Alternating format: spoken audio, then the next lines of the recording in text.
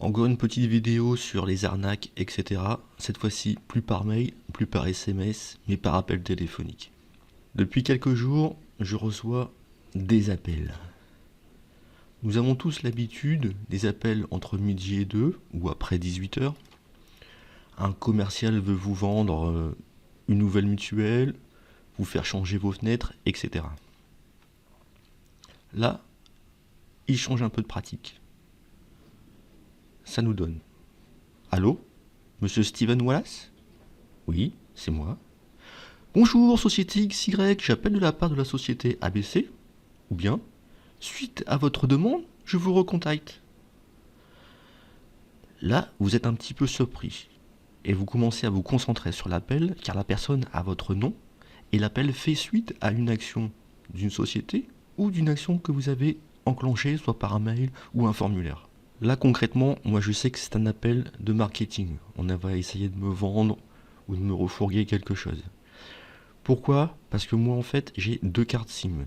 J'ai un numéro perso pro, avec un forfait classique, et j'ai une autre carte SIM, un numéro fourre-tout, à 2 euros. Je ne ferai pas de la publicité pour l'opérateur concerné, mais vous l'avez deviné. Et en plus, j'utilise une application qui se base sur les avis des internautes pour signaler les numéros indésirables. Alors je vais juste vous montrer rapidement ce que fait l'application. Il doit en exister sûrement plein d'autres. Mais moi j'ai pris l'application de Orange, le Google Play Orange Téléphone anti-spam et annuaire inversé. Et vous allez installer une petite application qui va vous montrer en fait à chaque fois que vous avez un appel, si votre numéro, quand vous appelez, si le numéro est surtaxé, si votre numéro n'est pas référencé dans votre répertoire, mais s'il est sur l'annuaire, vous savez si c'est un restaurant ou autre.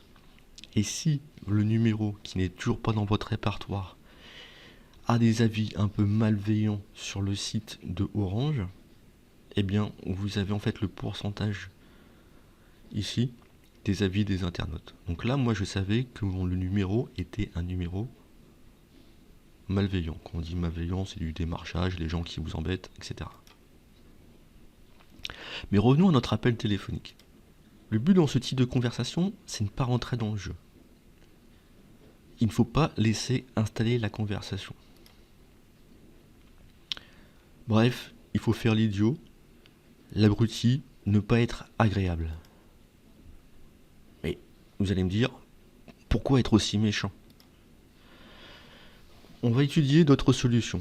Une autre solution serait de se dire, je laisse sonner. Mais le souci, c'est qu'il rappellera plus tard. Alors pourquoi il rappelle plus tard? En fait, c'est tout simplement parce que les numéros sont lancés automatiquement par des bots, c'est-à-dire par un robot. Et en fait, c'est quand vous décrochez que l'opérateur de l'autre côté prend l'appel. Donc il peut vous rappeler toutes les heures s'il veut, ça ne le dérange en aucune façon. Vous pouvez aussi bloquer le numéro de téléphone. Le souci, c'est qu'ils utilisent plusieurs numéros de téléphone. Vous pouvez leur dire tout simplement que vous n'avez pas le temps. Le souci, c'est qu'ils vont vous rappeler plus tard. Vous pouvez expliquer gentiment mais fermement que vous n'êtes pas intéressé. Le souci, c'est qu'ils vous rappelleront avec un autre produit. Eh ouais, vous avez été cool. Ma solution, c'est faire l'abruti de service. Et je vous promets qu'ils vont raccrocher d'eux-mêmes. Pourquoi? Parce que leur but, c'est de ne pas perdre leur temps. S'ils sentent que la négociation est morte dès le début, ils arrêtent.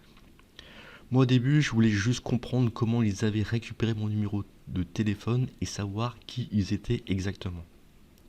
À chacune de leurs questions, je leur demandais, mais comment vous avez eu mon téléphone? Franchement, je vois pas qui vous êtes. Et là, je perdais la communication. C'est pas moi qui raccrochais? Non, c'est bien eux qui raccrochaient. Est-ce que la solution est infaillible? Non, car mon numéro a sûrement été vendu à plusieurs sociétés. Et il sera revendu dans 2 mois ou dans 6 mois. Mais là, pour l'instant, je n'ai plus d'appel avec les mêmes numéros ou des numéros ressemblants. Et en plus, maintenant, ça m'amuse au lieu de me faire stresser à chaque appel. Donc le conseil, c'est rester vigilant. Et pour recevoir des nouvelles fraîches, partagez l'info, likez et abonnez-vous. Allez, bisous.